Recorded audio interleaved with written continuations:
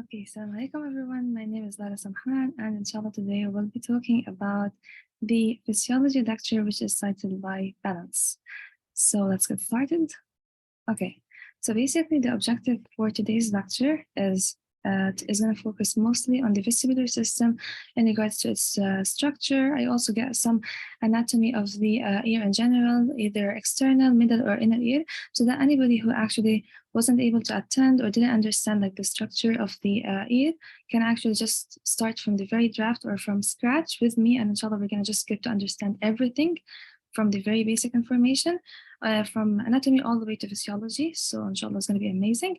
So we're going to discuss more about the structure, the normal stimulus, the transduction of the receptor, and we're going to focus mostly in this lecture on the inner ear, because actually the inner ear is the one responsible mostly for the balance of our body.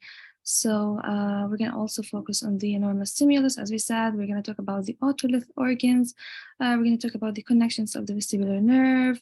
And we're going to also, at the end of the lecture, we're going to also talk about the gaze movements of the eye, like of the vestibular system and the ocular system. So let's get started. Okay, so as I said, I got you some images, which is like anatomy images of the ear or the normal ear structure. So basically you can see this is like the ear, tamam. This orange thing is basically the external ear. The ear is divided into three parts: the external, middle, internal, or the outer, middle, and the inner ear. So basically this orange thing is the outer ear. We have this pinkish thing is the middle ear, and this thing at the end is the inner ear. Our focus today is going to be on the inner ear, عشان we're going to mostly focus on the balance. تمام? طيب. So let's move on. Okay, so as we said, this is going to be the inner ear. I just zoomed it all the way in, just zoomed the inner ear. So basically this is the inner ear. The inner ear is basically composed of a couple of structures, some of which is the cochlea, which is this thing, number one. We have also over here the semicircular canal. Semicircular canal is really very important. And at the end, we have over here two structures, or the otolith structures, which we are going to get more to know about them throughout the lecture, inshallah. So let's get started. Okay, so let's get an overview of the vestibular system. Now, in regards to the vestibular system, it's considered one of the three major sensory systems. What are the three major sensory systems? We have the number one is the visual, number two is the somatosensory, and number three is the vestibular system. So as we said, vestibular system is responsible for our balance, and it's actually located all the way in the inner ear. Tamam. So in regards to this thing, basically our inner ear is responsible for our balance, or if we have any abnormality in the inner ear, it actually causes dizziness and vertigo. So in the inner ear, we have things that are actually is going to control us from preventing us from having vertigo or dizziness. We have, for example, the gravitational pull and the rotational movement. For example, if I'm standing, if I'm sitting, if I'm moving all the way around, how am I not getting dizzy, for example? Because of the balance or the well-controlled balance in the inner ear. That's going to tell me, for example, that right now I'm rotating, right now I'm standing, there's a gravitational force pulling me, and so on. So all of this is actually controlled by the inner ear, as well as other systems in the body, for example, like the cerebellum, or other parts in the body like the cerebellum. But for this lecture, we're going to focus on the inner ear, the balance in the inner ear. Okay, so moving on. As we said, the three most important sensory inputs is the visual, the vestibular system, and the somatosensory. Now, in regards to somatosensory, it detects, for example, our muscle, joint movement while moving. The vestibular system is for the balance. And lastly, for the visual system, just tell us for the vision or the ocular movements. Okay, so as we said, for an overview of the vestibular system, the sensory, we have actually neurons or nerves all the way into the inner ear that actually sense the action potential from the ear to the brain, so that we're going to know from the ear to the brain, from the brain to the eye, so that we're going to actually have connection between one another. For example, right now I'm standing, I'm sitting, and any abnormality in those connections actually stimulate the cause of dizziness or vertigo. So in regards to the, let's get to know more about the anatomy. So as we said, we have over here neurons or nerves all the way connected to the inner ear.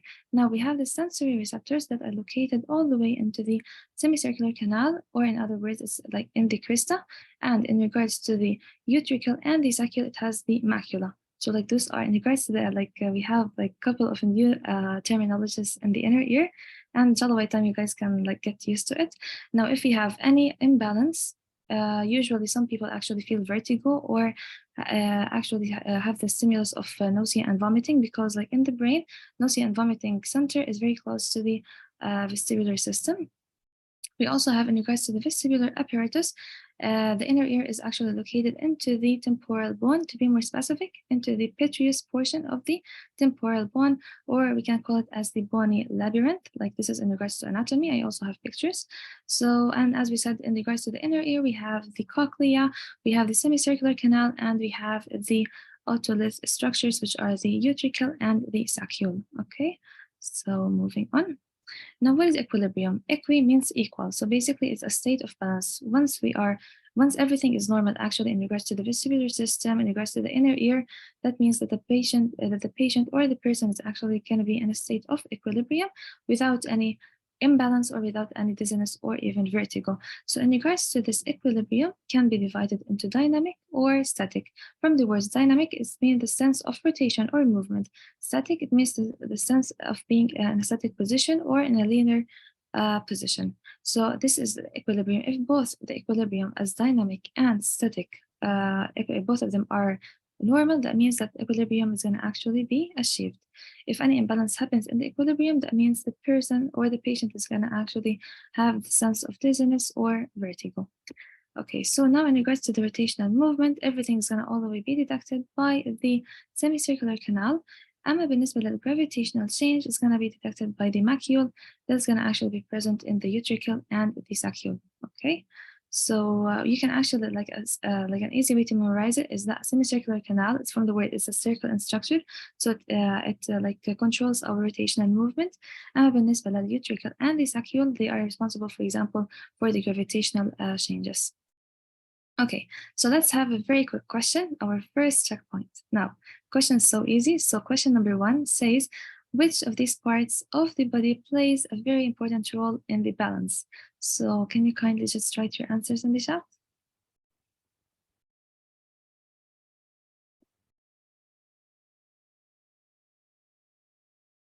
Bravo, exactly. The answer is A, which is the labyrinth. It's a very easy question. Excellent. Okay, so moving on. Now let's talk about the vestibular apparatus. So we said we're going to mostly focus on the inner ear in the structure. So the semicircular canal has 3 circles, or has 3 semicircles, which are the anterior, the posterior, and the horizontal. We have over here, each of them actually has a specific function, and they are in different positions so that we usually move in different directions. We usually, for example, for anybody who, for example, who's doing ballet or gymnastics, they keep on rotating themselves. In a normal individual, our body should detect all movements that we actually do in each and every direction. So we have semicircular canals in different directions, so that each of them is going to tell us actually the position that we are currently doing without having the stimulus of dizziness or vertigo. And we have over here the otolith organs, which is the utricle and the saccule. We have over here, this is the utricle, and we have in here, this is the saccule. So we're gonna have better images than this one. So moving on, okay, let's get started. So we have over here, this yellowish thing is basically the bony labyrinth that the inner ear or the inner ear structures are actually like on it. So we have the cochlea, which is this circular thing. It has actually fluid all the way inside the cochlea, inside the semicircular canal, and also the otolith organs, which is, we have 2 names of lymph, which is the perilymph, number 1, and we have also the endolymph. So we have 2 things, the perilymph and the endolymph, and this is just anatomy. So as we said, in regards to semicircular canal, we have 3 canals, which are the anterior, posterior, and lateral. They are in 3 different positions so that they're going to detect any movement we're going to do without feeling or without having the sense of dizziness or vertigo. So at the end of each semicircular canal, we have a very big enlargement in here. This is number 1, this is number 2, and this is number 3. So we have 3 semicircular canal. At the end of each of them, we have 1 enlargement, which is actually called as the ampulla. This ampulla has the macule. So let's repeat the names. We have, this is the semicircular canal. At the end of each semicircular canal, we have an enlargement, which is called as the macule. which is called as the ampulla. This ampulla has the macule, and this macule has actually structures. It has hairy structure that actually is connected to the nerves, and it's going to actually tell us it's going to transmit action potential, so that we're going to know exactly where are we moving, the rotation that we are doing, and this is in a normal this is a normal person or a patient, so that we won't feel dizziness. Anything abnormal in the inner ear is going to definitely stimulate the sense of dizziness. Okay, so as we said, this is the ampulla, this is the utricle. We have over here, this is the saccule, this is the utricle and the saccule. Together, both of them are known as the otolith structures or organs. And okay, so as we said, we have a nerve connected to it, which is the vestibular nerve as well as the cochlear nerve. Together, we can call them as the vestibulo-cochlear nerve. Okay, so as we said over here, the utricle and the saccule, which are the otolith structures, they are actually going to be connected to the vestibulospinal system. That's going to tell us the position of the head. Mostly it's going to focus on the linear position. In compared to the semicircular canal, it's going to focus on the rotation or the rotational movement of the head, and they are actually connected to the vestibulo-ocular system. Vestibulum is basically in regards to balance. Ocular is in regards to the eye. So it connects like the balance with the eye. So if we have any imbalance, the eye actually reflex can actually be stimulated, and we can actually have nystagmus. Now, how this thing actually happens, we have this exercise in here. Now, if any of the patients has a problem in the semicircular canals, and the vestibulocochlear nerve is going to actually be stimulated, and what is actually, for example, in this case, the patient is going to be positive to the BPPV, benign paroxysmal positional vertigo. That means we have mostly a problem in the semicircular canals, and we have problem either in the endolymph, either in the calcium carbonate crystals, or any other structure in the semicircular canal. Now, if the patient is actually positive to the BPPV, we have a maneuver that we actually do, and this thing is just extra for so that the picture is going to be complete to you and you're going to understand everything. This maneuver is actually called as Hallpike maneuver, or they actually can call it as the Epley maneuver. So this maneuver is actually going to ensure is one of the ways or one of the techniques that actually ensure for us if the patient actually has the BPPV or not.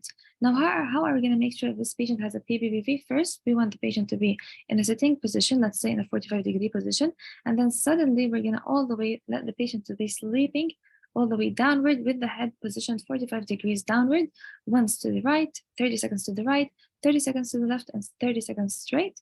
And then we're going to all the way at the end, as we can see, the patient is here, 45-degree head to the left, 30 seconds, and then we're going to flip the head immediately 45 degrees to the left, like once to the right, once to the left, and then after that, once the patient, for example, at the end, for example, the patient is on the right position, the head is on the right position, we're going to keep the patient sitting on the head on the right position, and then we're going to all the way let the patient sit with the head on the right position. So if we had actually nystagmus, now once we put the patient all the way down, the head is 45 degrees below the body level, either to the right or to the left, and we suddenly saw nystagmus, either linear nystagmus, rotational nystagmus, or horizontal nystagmus, like either vertical, horizontal, or rotational nystagmus on the patient's eye. That means the patient has a problem in one of the semicircular canals, and the patient is positive to the BPPV. So this maneuver ensures that if the patient has nystagmus, that means the patient is actually positive to the BPPV. The name of this maneuver is Hallpike maneuver or Epley maneuver. Now, what's the treatment of this patient who has BPPV?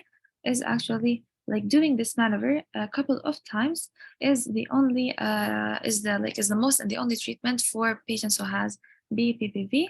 And this maneuver actually stimulates dizziness because of that. The patient, like the vestibular nerve, is, for example, the patient feels dizziness, and for example, the endolymph, the calcium carbonate crystals keep on moving all the way into the semicircular canal, which is going to stimulate the vestibular nerve. Vestibular nerve stimulates the ocular nerve, and we can see the nystagmus or the eye reflex. So the only treatment for the BPPV is actually doing this maneuver a couple of times until the calcium carbonate crystals or the endolymph actually returns to its original place. So this is just extra knowledge for you guys. Okay, now in regards to the semicircular canal,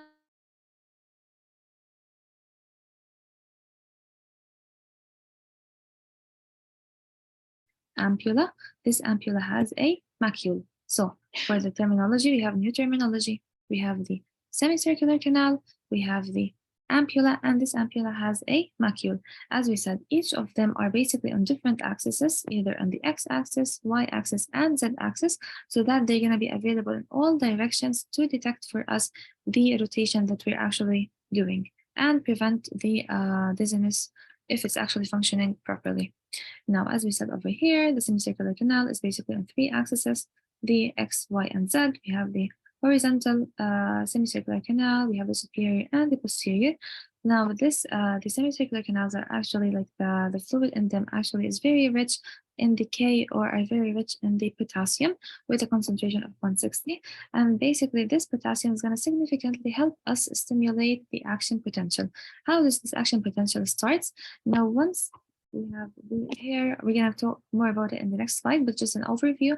Once we're going to have both types of hair move in the same direction, this will allow the K to be entering all the way, and which is going to stimulate the calcium to enter. Now, as you know, once calcium is all the way inside, the vesicles are going to be released, and it's going to significantly help in the action potential to be all the way firing.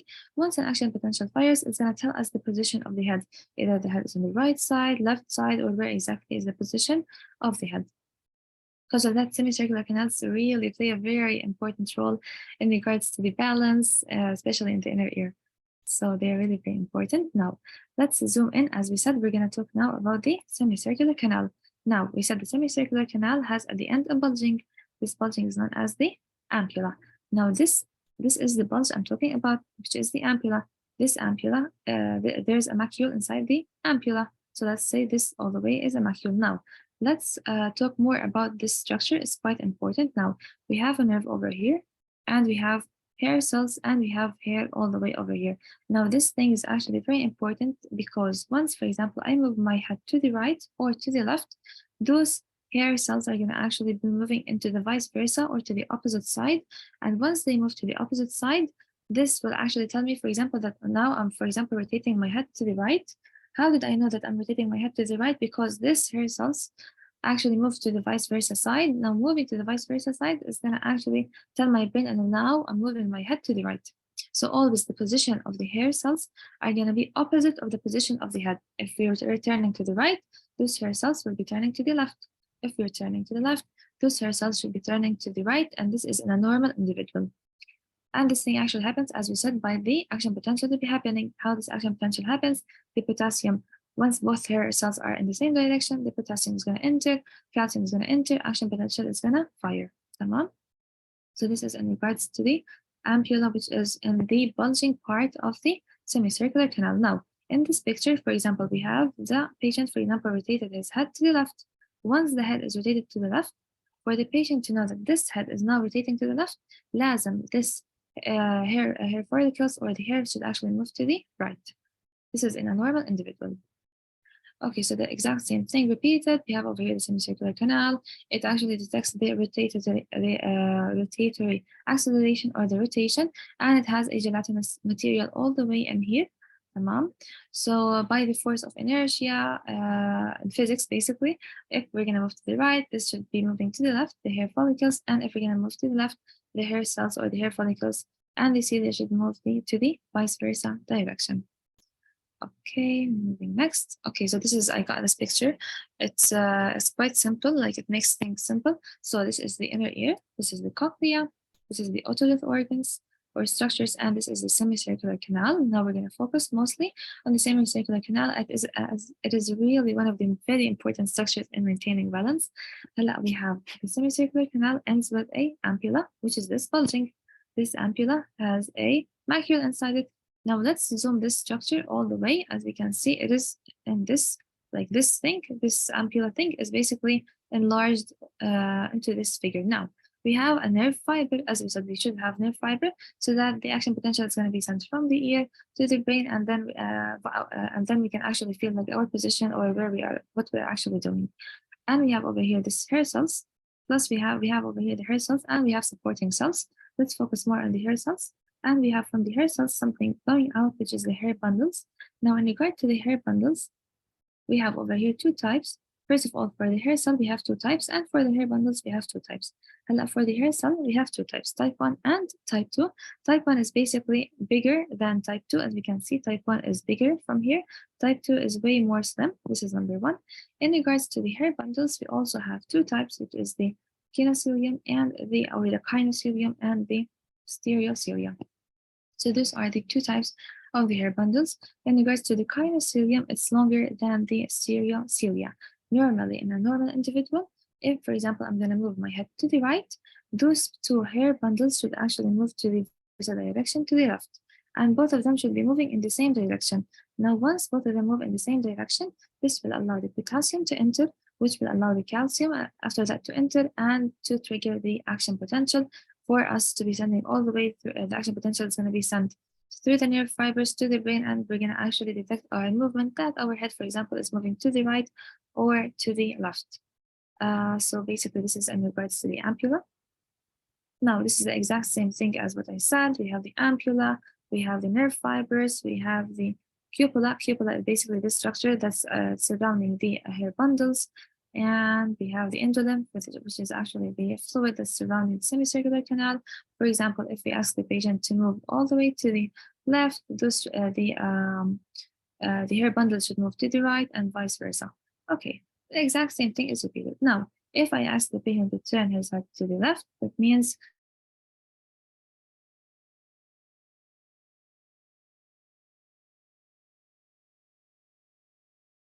move to the left. Now, if we have, for example, if we have increased action potential, this increase in the action potential from the nerve fibers of the inner ear all the way to the brain, the more we're going to have increase in the action potential, the more that our head is going to actually, or our brain is going to detect that I'm moving, for example, right now to the right. If we have less action potential, if we have less action potential and we're moving our head, for example, to the right or to the left, we won't actually be knowing that our head is moving to the right or to the left because of the less firing of the action potential. And why this thing happens? If, for example, we have low amount of potassium entering, that means we're going to have low amount of calcium entering. That means we're going to have very low amount of action potential. And these things are going to actually decrease this expectation of us to be knowing if our head is moving to the right or to the left. Okay, so there's the exact same idea. So moving on. Now let's talk more about the otolith organs. As we said, the otolith organs is basically the utricle, or sometimes they say it utricle, and the saccule. Utricle, mostly both of them are going to actually detect the linear movement. In regards to the utricle, it detects the horizontal. For the saccule, it detects the vertical movement. And both of them are actually, as we said, located in the inner ear. So next. Type. Now, in regards to the depolarization, as we said, the most important thing for starting the depolarization is actually the potassium, which is the K. And as we said, the K levels are actually way increased in the inner ear in regards to their concentration. So I just want to know, guys, if you have any questions so far for me to proceed more. Just kindly, if you have any question or you don't have, just type in the chat.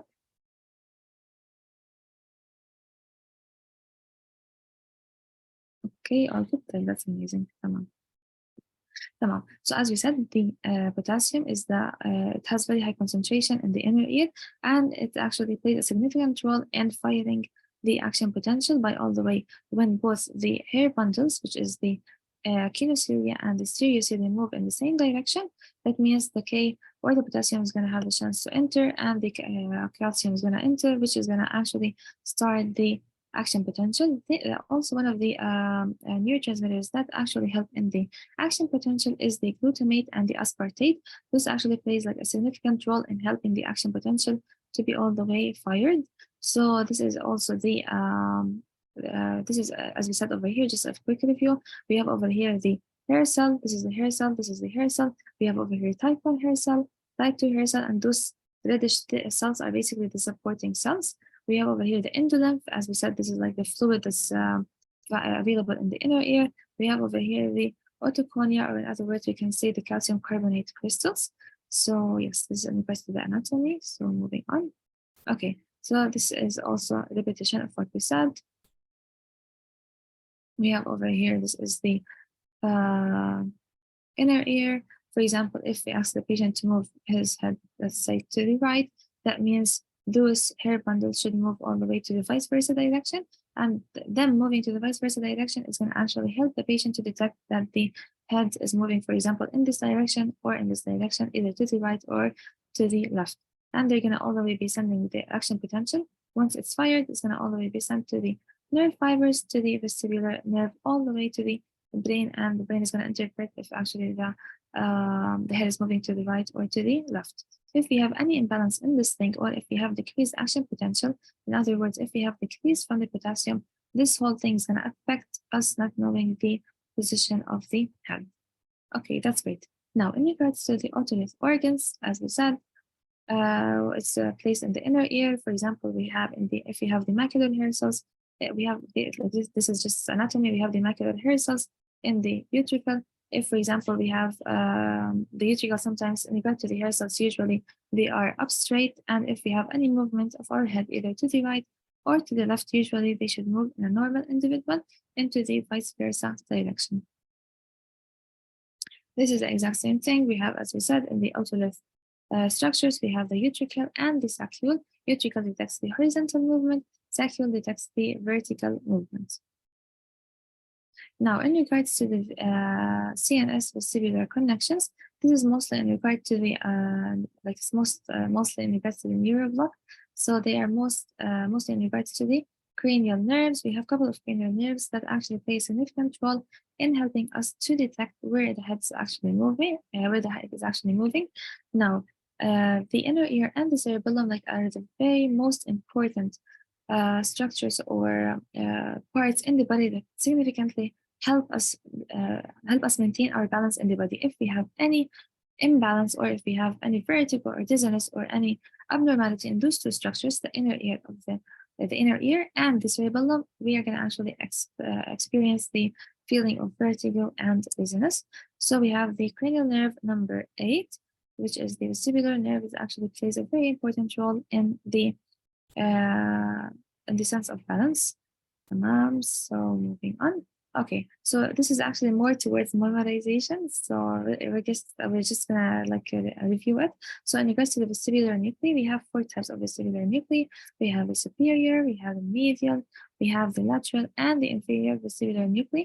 All of them actually helps us in detecting where exactly we're moving. All of them actually help them in the body, in the balance of the body. So moving on, this is basically zoomed in into the inner ear structures. This is the semicircular canal, as we can see, and I will focus mostly on the semicircular canal because they have the ampulla, which is actually gonna be connected to the nerves, and most of the dizziness can actually come from any abnormality that happens mostly in the semicircular canal. So moving on, this is also reading, just we're gonna read it together. Here over here, the brainstem, medial longitudinal fasciculus, or the MLF, is actually also very important for helping us to know where is the position of our body. How? By moving the eye. For example, this thing significantly helps us in the eye movement. If I'm moving, for example, my head to the right, my eye should all the way be concentrating straight forward. If I'm moving my head to the left, my eye also should be concentrating all the way straight forward. If there's any abnormality in this thing, that means we have one of the problems either in the nerves or in any other structure. Okay, so we have over here the reticular formation.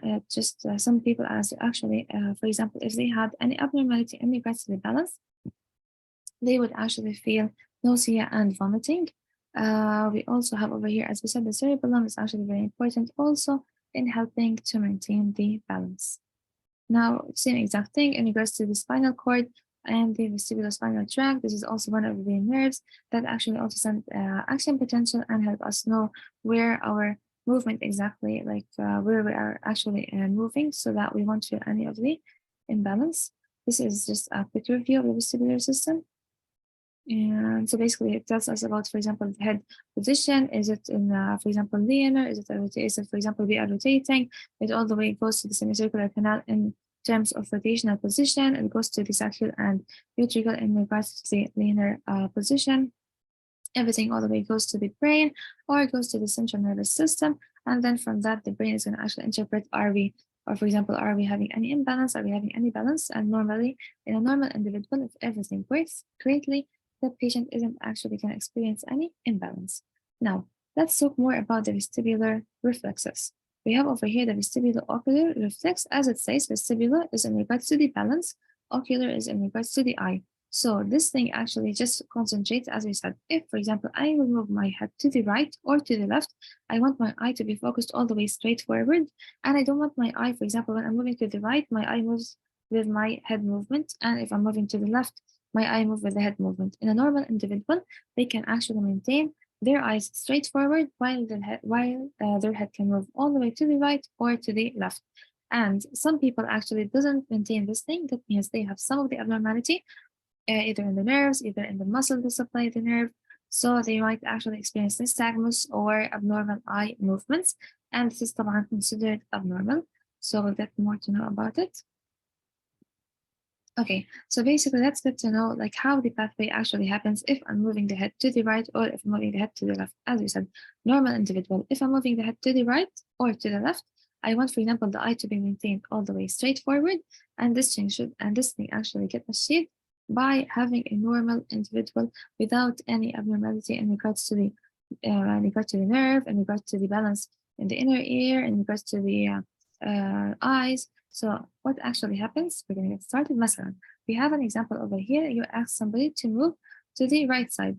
يلا الحين a patient move to the right side. Usually, if I'm going to move to the right side, you guys can try it on any of like your friends so that when you see it practically, it just sticks to your brain. So for example, if I move all the way my head to the right, that means I want my eyes to be straight, to be focused straight forward, or in other words, it's going to move to the left. Then when you move your head to the right, your eyes, if you want it to be focused straight forward, it's going to go to the left. Now we want to understand how this thing actually works. So let's get to know more about it. Here we have over here two eyes. We have the left eye and the right eye. As we said, we have three cranial nerves that play a very significant role in maintaining the balance between the inner ear, between the eyes, like in general. So we have number one cranial nerve number three, which is the oculomotor nerve or nucleus. We have the trochlea, and we have the abducent. Those three nerves actually stimulate, like it supplies the muscle. So if actually we have a normal stimulus from the nerve fibers in the inner ear to those nucleuses or to those nerves, and those nerves are going to supply the muscles of the eye. So if everything is normal in them, that means the eye is going to actually, for example, when I move to the right, the eyes are going to move to the left. This is in a normal individual. So basically how this thing happens, let's get started. يلا. إحنا هلا we told the patient to move his head to the right. That means the eyes should move to the left. Now, what are the nerves that actually help in this thing? We have some nerves are going to actually stimulate and inhibit other nerves. Now, if we're going to stimulate and inhibit other nerves, those things, like if we're going to stimulate and inhibit other nerves in the eye, those things are going to help the eye, for example, to stay straight or to be on the left side while I move my head all the way to the right. So let's get started. Okay, so now we set the patient to move his head to the right. Now what's going to happen exactly? We're going to have the first thing, as we said, the hair bundle should move to the opposite side. If I'm going to move my head to the right, hair bundle should move to the left, so that I'll detect that my head is moving to the right. Now this thing is achieved. Congratulations. The second thing is that my eye should be all the way focusing straight forward or to the left side when my head is moving to the right. How this thing is going to happen? Which is going to get stimulated or inhibited عشان to be in a normal, like any normal individual. So what first of all we're going to have is that we have the vestibular nerve, as we said, that comes all the way from the inner ear, is going to get supplied, number one, by the medial and superior vestibular nuclei. This happened. Now what's going to happen exactly? We're going to now talk about the excitatory pathways that are excitatory pathways of the nerves that will stimulate or contract the muscle of the eyes, so that both eyes now should move to the left, because my face or my head is going to move to the right. Now, in regards to the nerves that are going to get stimulated, is number one, the left abducent nerve is going to get stimulated or is going to get excited. Once this thing is going to get excited, it will let all the way its muscle, which is called the left lateral rectus muscle, is going to get all the way contracted. Why it's going to contract? Now, once it contracts, the left eye will be all the way moving to the left. Like, what about the right eye? We should also stimulate a couple of nerves in the right eye so that the right eye is going to also be moving to the left. So, in regards to the nerve that's going to get stimulated by the vestibular nerve is actually the right oculomotor nucleus. And this right oculomotor nucleus is going to all the way be stimulating its muscle, which is called as the right medial rectus muscle. By the help, this thing actually, the right oculomotor nerve, is going to get stimulated by the help of the MLF, or the medial longitudinal fasciculus. Now, once this right medial rectus muscle is actually stimulated, it will also contract. Now, the contraction of both the muscles, which is the left lateral rectus muscle and the right medial rectus muscle, when both of them are contracted, that means the eye is going to all the way be going to the left side, which is a normal thing because the head is moving all the way to the right, and we want the eye to be focused into, for example, a specific point forward. So both eyes should be all the way moving to the left side. Now, if we stimulated those nerves, which actually stimulate or contract the muscles, we should actually also inhibit other things. What are the other nerves we're going to inhibit? Now, in regards to the we're going to inhibit the first nerve that's going to be inhibited for the right eye is the right abducent nerve, or the right abducent nucleus is going to be inhibited, which will inhibit the right abducent nerve. Now, if this thing is inhibited, that means the right eye isn't going to move to the right side. So this thing is excellent.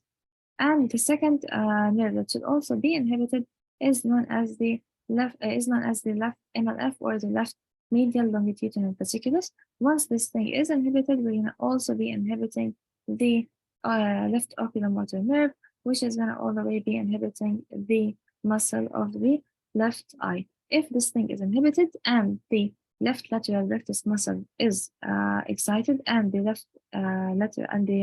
right medial rectus is excited, or for example is contracting at that time, that means both eyes will simultaneously at the same time be moving to the left. So basically, like, this is the whole mechanism of how, when we move our head all the way to the right, our eyes should, in a normal individual, our eyes can be focused straight forward or can be focused all the way to the left side. Both eyes should move simultaneously together to the left side. So this is in regards to, as you can see over here, very successfully, both eyes move to the left side. Okay, excellent. Okay, so basically we can also call this reflex as the dull eye, or the vestibulo-ocular reflex. This is the exact same thing as what we said. Okay, now in regard to nystagmus, nystagmus is basically abnormal eye movement, either horizontal, vertical, or rotational. Anything that happens abnormal in the balance system, either in the inner ear or in the cerebellum, to be more specific, in the inner ear, that means nystagmus is going to be all the way stimulated, which is basically to and fro articulation of the eye. And as we said, in regards to the people who are, or the patients who are positive to the PPV, in their maneuver, which is known as the Epstein maneuver, they will be positive to nystagmus, which is gonna give a definitive diagnosis that this patient suffers from BPPV. So this is in regards to the nystagmus. It's an abnormal eye movement, either, as we said, horizontal, vertical, or rotational. Okay. So now in regards to the nystagmus, how this thing actually happens is basically a slow phase of the vestibular nystagmus that happens because of both excitatory and inhibitory. As we said, everything should have excitatory and inhibitory. Now, once we have excitatory and inhibitory stimulations of the neurons, this thing can actually abnormally cause for us the nystagmus, which is the abnormal rolling of the eyes. Okay, so we're gonna just review everything. Now, if we ask the patient to move the head to the right, normal compensatory mechanism for the eyes is to move to the left, because everything is intact, all neurons, all nerves, everything is intact. So normally the eye should move all the way to the left. But if something happens abnormal in the patient, in any of the things we discussed before, that means if we move the head to the right, the patient isn't going to be able to focus his or her eye to the left side. So their eye will move to the right, the same direction as the head is moving, and this thing is considered to be abnormal. Now, if we ask the patient to move to the left, that means normally the eyes should be focused straight forward or to the right. Now I move my head to the left. I should always focus my eyes straight forward or to the right. This is in a normal individual. Anything abnormal, the eyes are going to be all the way rotating same direction as the head, which is abnormal. And same goes over here. If, for example, we ask the patient to be forward toward the right shoulder, in other words, looking downward, normally the patient the eyes should all the way be looking upward. If any abnormality happens, that means the patient will be looking in the same direction as their head is moving, and this thing is considered abnormal. Okay, now let's focus more on the semicircular canal. As we said, these are actually the most important structures in regards to the balance in the inner ear. even though everything is important, but like those are the like most common abnormalities that happen in them. Now let's talk more about the water. We have basically something called as the calorie test. This calorie test is basically flushing water. Either it can be warm water or it can actually be a cold water. Now, let's talk more about the irrigation of warm water all the way into the ear. Now, what happens exactly? If we give warm water all the way, if we flush warm water all the way into the ear, and normally, like the warm water reflex is exactly the same reflex as what we see. Why? Because the warm water increases the firing of the action potential, which is going to increase the potassium, increase the calcium, increase the action potential to be all the way firing. This is what we want. What this thing is going to do for us, for example, when I move my head to the right, my eyes are going to all the way be focused straight forward. So this thing, straight forward or to the left. So this thing is like the normal thing that should happen. So this is by having the irrigation of warm water. The vice versa happens actually in irrigation of the cold water. Once you give cold water, the action potential is going to decrease, the potassium is going to decrease, the calcium is going to decrease, the firing of the action potential also decreases. That means, once the patient moves his or her head to the right, that means the eyes might not significantly move to the left and they may stay all the way to the right. And this is just known as the calorie test. So just review, the warm irrigation is going to increase the action potential, and the cold irrigation is going to decrease the action potential, which is going to decrease the firing. The same thing is repeated. This is the calorie test. We have over here, we are flushing water in regards to the warm water and in regards to the cold water. Usually warm water increases the action potential. So if, for example, we told the patient to move his or her head all the way, for example, to the right side, that means the eyes should move to the left side. And in the cold water, if the patient actually moves the head to the right side, the eyes are going to actually move to the right side as well, which is not considered to be normal. عشان the eyes normally should move to the vice versa side. تمام.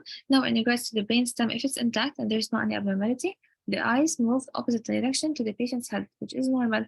If we have any abnormality, for example, the anal affiliation or a low brainstem lesion, that means the eyes aren't actually going to move into the vice versa direction of the head. For example, we ask the patient to move to the right, eyes should move normally to the left, and this thing isn't going to happen if we have any single abnormality, either in the inner ear, or either in the inner ear structures, or in the brain, either brainstem or even in the nerves in general.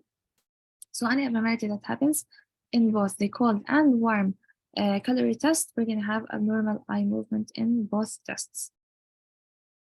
Okay, so we have our second checkpoint. So this is the question. So we have, what do our eyes monitor that's tied to your position and balance? So what do you guys think?